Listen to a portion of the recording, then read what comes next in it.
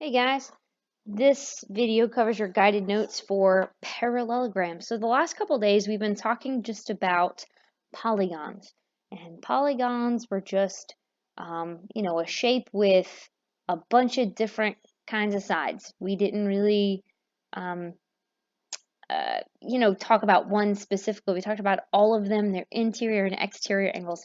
So now I want to talk specifically about parallelograms. But before I do that, I want you to see if you can fill out this chart with polygon names from 4 to 12 or anything greater than 12. So if you'll go ahead and pause the video for a minute or two until people can try to fill out this chart and then play it back and we'll go over the answers. Okay, so hopefully you were able to generate all, if not most of these, and get the following. So a four-sided shape is a quadrilateral. And y'all, there are certainly all kinds of types of four-sided shapes and quadrilaterals, right? I mean, you have squares, you have rectangles. Today we're talking about parallelograms. There are lots of different shapes that even fall more under these categories. A five-sided polygon is also called a pentagon, Pentagon. A six-sided is called a hexagon. Seven-sided is heptagon. Eight-sided is octagon. A nine-sided shape is a nonagon. 10-sided is a decagon. 11-sided, we don't have a fancy name. You would literally just call it a 11gon. 12-sided is a dodecagon. Anything bigger than 12, just like 11, it's called an n-gon. So, if we had a 20-sided shape, we would call that a 20gon. We don't have, a fancy name for any of them that big. Okay, so as I said earlier, today we're talking specifically about parallelograms. The key word in the name of the shape is parallel. Now, every single one of you knows what parallel means, right? If two sides are parallel, it means they're never going to touch each other, right? It also means that if they're parallel, then they have the same slope. So we're going to be talking about that soon too. And that's kind of where it gets its name, is there are lots of different properties about a parallelogram where things are symmetrical, or let me say equal is a better word. Okay, so here are properties of a parallelogram. Opposite sides of a parallelogram are parallel. Surprise, surprise. And not only are they parallel, okay, so let's mark parallel.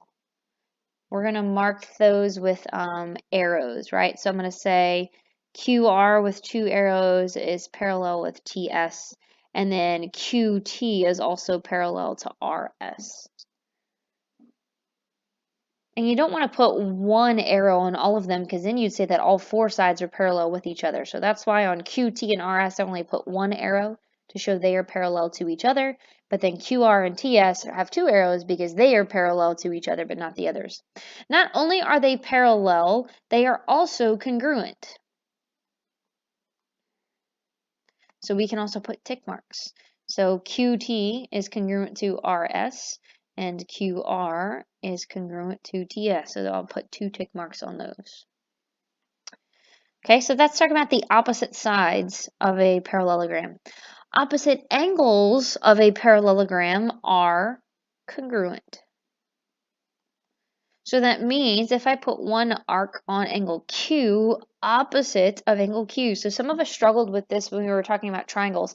When I say opposite, I mean that I could draw an arrow from that angle to the angle directly across from it, and it wouldn't intersect anything else. So those angles are opposite of each other. So angle Q would be congruent to angle S, and angle R, I'll put two arc marks, is congruent to angle T.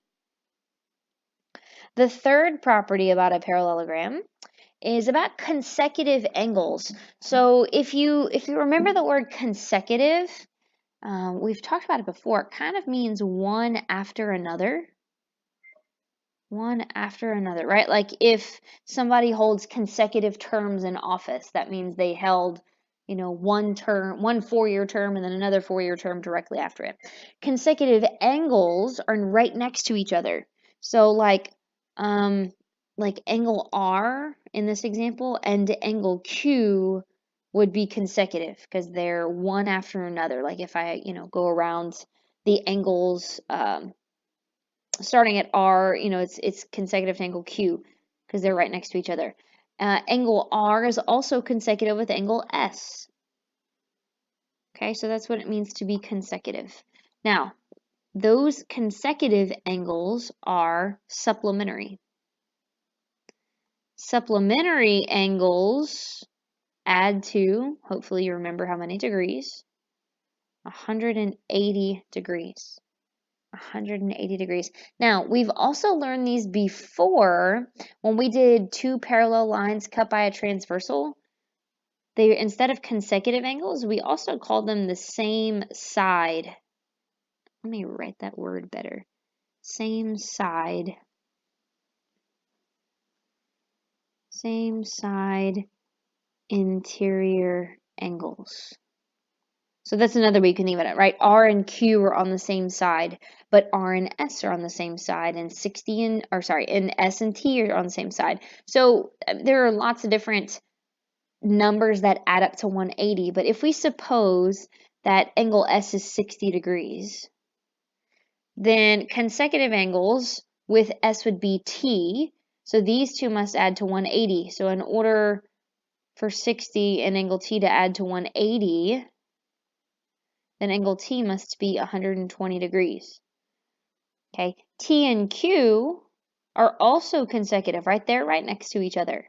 So if T is 120, in order for those to add to be 180, then Q has to be 60 degrees. And that should make sense because using the property that we just learned before this, opposite angles are also the same. Okay, so then let's see, R and Q are going to be supplementary because they're right next to each other. So in order for them to add to 180, if Q is already 60, then R must be 120 degrees. So that's just one example. It's not saying every parallelogram has to have those specific angles. Lastly, the diagonals of a parallelogram, which before I even fill in the blank, I want to point out what a diagonal is. Diagonals, it might be exactly what you think it is. Diagonals, let's write this.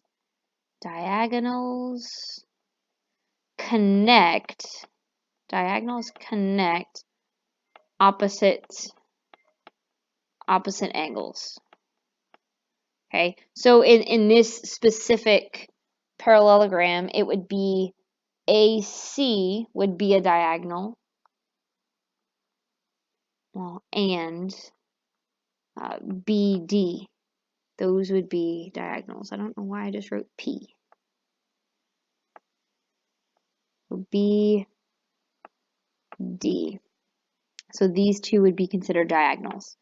So in a parallelogram, the diagonals that connect opposite angles bisect each other. Hopefully you remember the word bisect. It means they cut each other in half. Cut each other in half. So I want to draw what that means on the picture. So let's think about that. AC is a diagonal. It cuts the other diagonal in half. So if it cut BD in half, then that means B to E should be the same length as what other segments?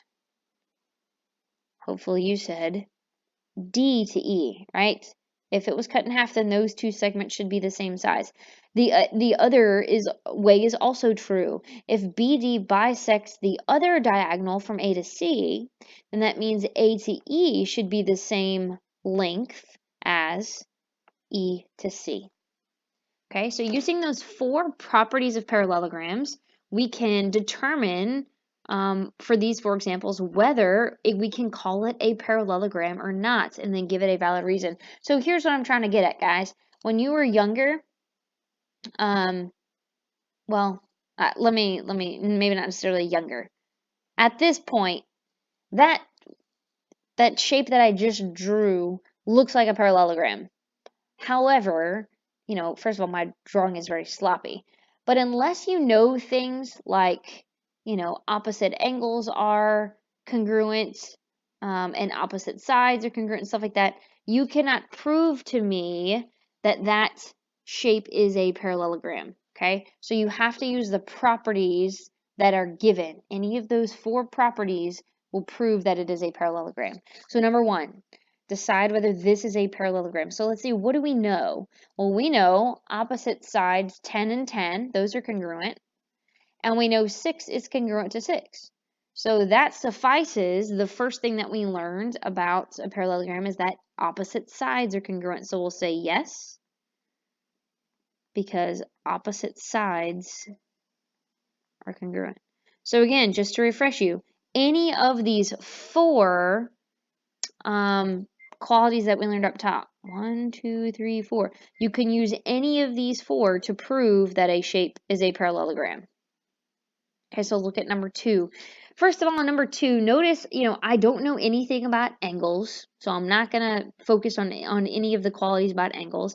I don't know anything about the sides of the parallelogram. The only thing I know is that they have drawn the diagonals, right, the crisscross diagonals here, and they've told me the lengths of them. Okay, however, if I look just at one of the diagonals, the theorem for a parallelogram says that the diagonals must bisect each other. Well, if I look at this diagonal, just the short one, if it was bisected, if it was cut in half, then the 2 sides should equal each other.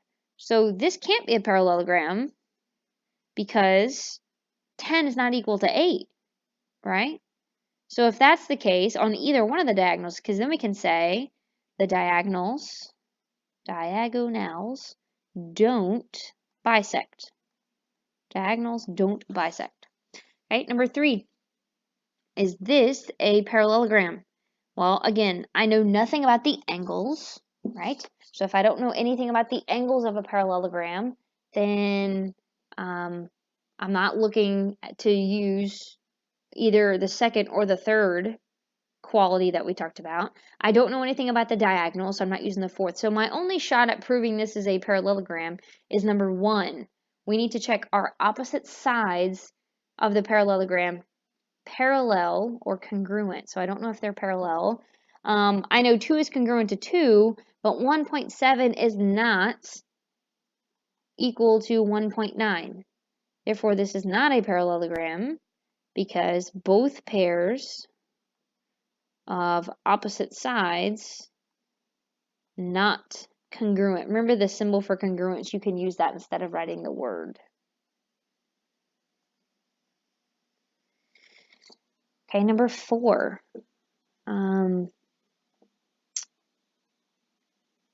I only have 2 90-degree markings here, so I'm not dealing with 4 because 4 deals with diagonals. I'm not dealing with 1 because 1 deals with the side. So I'm either going to look at, do I know information about opposite angles or consecutive angles that will help me decide? Well, I don't know anything about opposite angles because I know this is 90 degrees, but I don't know what this equals. And same thing, I know this is 90, but I don't know what this equals. So my only shot is consecutive angles, right? Angles that are right next to each other or on the same side. So if I look at these 2 angles, they are on the same side of my shape. In order for this to be a parallelogram, they need to be supplementary. Do they add to 180? Yes, they're both 90 degrees. So if they add to 180, they're going to say, yes, this is a parallelogram because consecutive angles supplementary. Or you can put adds to 180 if you prefer. Consecutive angles add to 180. Okay, now number 5 and 6 are different. Number 5 and 6, I am claiming that these are parallelograms. So it says determine the values of the variables in each parallelogram below. So I'm telling you they're parallelograms. You have to use what you just learned about parallelograms, though, to solve for the variables. Okay, so let's look at number 5. The only information I know about number 5 are side lengths, right? And even though if you look at like the left side, you go, oh, that's y plus 6. That's not a length. Yeah, but it kind of is. We know it's not talking about parallel. We don't have any arrows, and we don't know anything about the angles, and we don't know anything about the diagonals. The only thing we know about is sides. And then if this is a parallelogram, we also know that opposite sides have to be congruent, which means y plus 6 has to be equal to 2x plus 2. Okay, so let's write that. Y plus 6 must equal 2x plus 2. Now, if I'm trying to solve for the variable, you can see I have trouble now because I have x and y in the same equation, and I can't solve for one because I have two. So what else do we know? Well, we're going to put this equation on hold for a second. Let's look at the other equation, or the other pair of sides. We know that 4x minus 5 would equal x plus 7 because those opposite sides are congruent. So then if I do 4x minus 5 equals x plus 7, now I have the same variable. So now I can solve for x in this equation. So you could do a few different things. I'm going to go ahead and subtract x from both sides. So 4x minus 1x is 3x. Bring down my minus 5 equals 7. And if I'm trying to get x by itself, I can add 5 to both sides. So then I've got 3x is equal to 7 plus 5 is 12. If 3x is equal to 12, divide both sides by 3, and x is equal to 4. If x is equal to 4, so you solve for 1, if x is equal to 4, we can now plug this into this value for x over here. So now I can say y plus 6 is equal to 2 instead of x, I'm putting times 4, plus 2. This is equal. So then I get y plus 6 equals 2 times 4 is 8 plus 2. Then I get y plus 6 equals 8 plus 2 is 10. And then if I subtract 6 from both sides, I get that y is also equal to 4. So x and y just so happen to both equal the same thing. That won't always happen, but sometimes it does. Okay, number 6. This is a parallelogram. Notice they draw the diagonals. So I'm going to use what I know about diagonals to help me solve for the variables. So the diagonals bisect each other, right? Which means they cut each other in half. So that means this blue diagonal here, if it is cut in half, then that means 5x minus 4 should equal the other part down here, 2x plus 14. And notice I have the same variable, so I can go ahead and solve this for x. Subtract 2x from both sides. 5x minus 2x is 3x. Bring down minus 4 equals 14. Add 4 to both sides.